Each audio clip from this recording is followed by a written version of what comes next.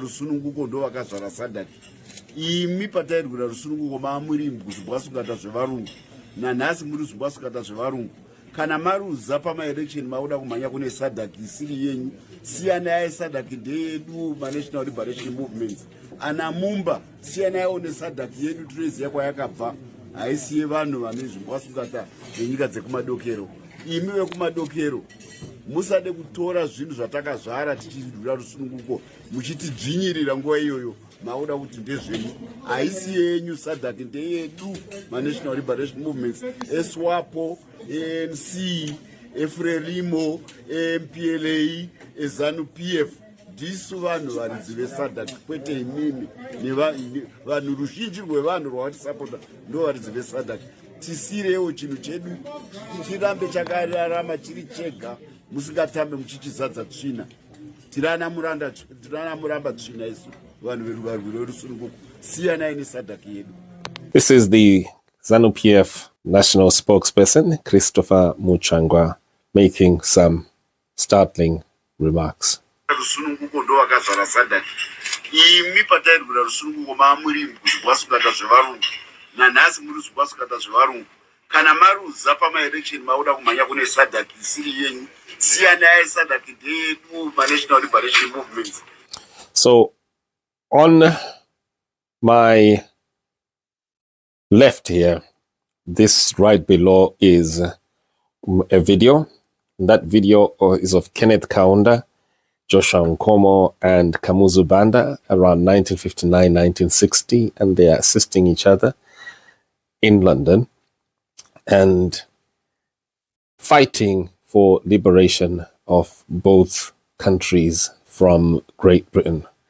In the next video there is Kenneth Kaunda from Zambia assisting Zimbabweans and single-handedly negotiating with Great Britain for the independence of Zimbabwe. And it is Zambia, the Zambia factor, that gave birth to the present day SADC, what it is today. Mark this date. It was 1979. The SADC framework was set up around April 1980, way before Zimbabwe's independence, and Zambia played that part. Of course, eventually the actual organization called SADC would be set up almost 12 or so years later, but the framework was set up around that time. And Christopher Mutsvangwa here is saying that SADC belongs to him and his crop of liberation movements.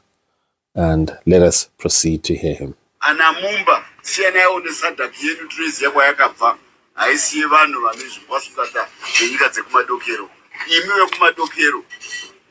So here we are. This part here is extremely important. He says, Anamumba, so the Mumbas, leave our SADC to us. Now, it is key that Christopher Mutsvangwa does not mention Hichilema or anyone else. He doesn't mention even other people who are not part of or under or outside of the name Mumba. Why is it? Well, the reason we'll soon find out is that Mumba is in fact one of their own. He is part of a Mnangagwa project that goes back to 1996, and that he has been also working hand in hand with Mnangagwa's mafia for a very long time. Why is this important? This is important because what they're trying to do is to set the goalpost so that the goalpost is limited to Mumba alone. So once Mumba becomes the goalpost here, ZANU-PF will be able to win this game. And I will explain towards the end. Let us hear him.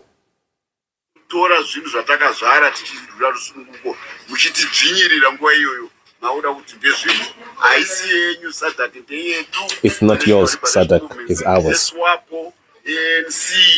Efrelimo, MPLA, ZANU-PF, ndisu vanhu varidzi vesadaki kwete imimi vanhu ruzhinji rwevanhu rwavatisapota ndo varidzi vesadaki. Tisirewo chinhu chedu chirambe chakararama chiri chega, musingatambe muchichizadza tsvina. Tirana muramba tsvina izo vanhu veruvaro rwerusununguko. Siyanai nesadaki yedu. So there it is. Christopher Mutsvangwa there has ended. Now, it is important that we now come back to the Mumba factor, why it is that ZANU-PF has restricted the goalpost for debate here to Mumba, to the name Mumba. Mumba is part and parcel of the electoral malpractice as of 2023, before, during, and afterwards. Or someone will say how and why. And also this totally contradicts what a lot of people, both Zambians and Zimbabweans, have been excited about when it comes to Nervous Mumba, because they have also, as I explain right now, played into the ZANU-PF trap of restricting the SADC position to the Mumba name. It is a very dangerous position, because Mumba, the person, participated and even up to now is still in part and parcel of the electoral malpractice in the laying of the framework that blames anyone else who is participating in this election who is not ZANU-PF to be those who have called for so-called sanctions. Mumba is part of this electoral malpractice. He, as of April this year, recorded a video that he was campaigning in lifting up Emmerson Mnangagwa and shielding him from being exposed over his electoral malpractice in the gold mafia. The gold mafia scandal has got very little to do with the gold, actual gold smuggling here. It is more to do with electoral malpractices using gold and money that is being looted. And money that is being looted from central banks of various countries for the purpose of funding and sustaining brutal dictatorships that has been happening since the early 1990s. Kenya.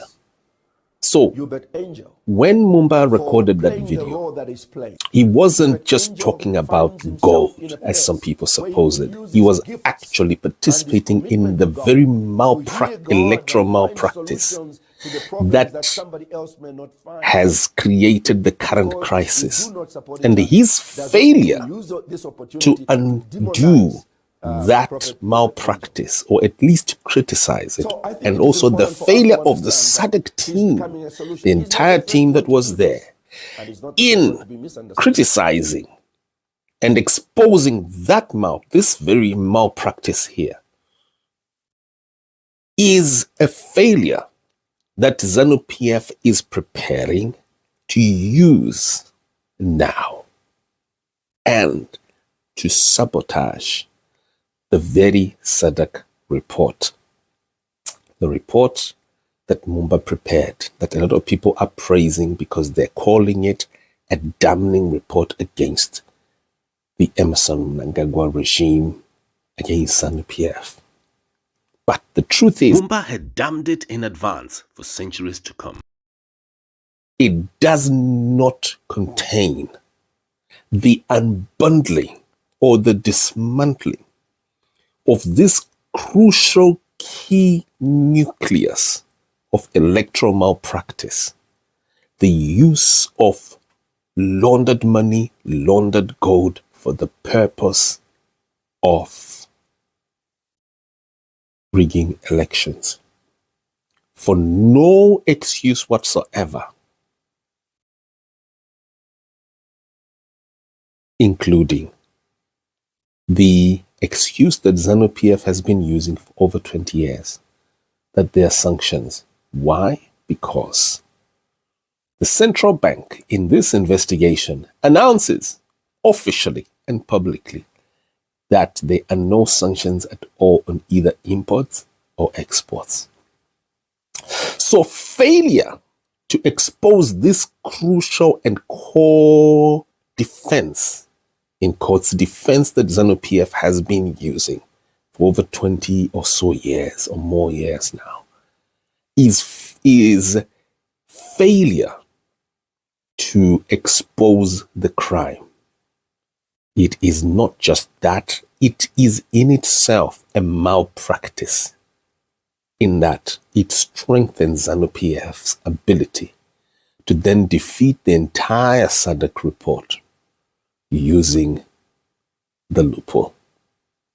That is the reason why Christopher Mutsvangwa mentions, and his video is fixated on Mumba, because he wants to limit the goalpost here, so that if people are going to be scoring and they're going to fixate their entire focus and hope in Mumba, then ZANU-PF has already predetermined the outcome, because the goalpost is a goalpost that they themselves have set up, and it is a goalpost that they alone can score, because this issue of sanctions is something that they planted. What I mean planted here, they actually arranged.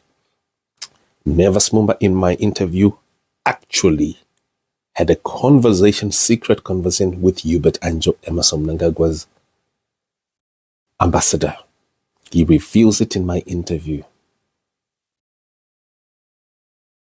before he recorded that video. That's how he got that he assembled that video. And that video, as long as he fails to dismantle that video, The Reserve Bank hints it's false and misleading. and also as long as ZANU-PF remains fixated or keeps everything fixated on the Mumba factor, they will score. Now this must be exposed. This is the greatest fraud that must be exposed. Let's hear Chris Mutsvangwa as we end.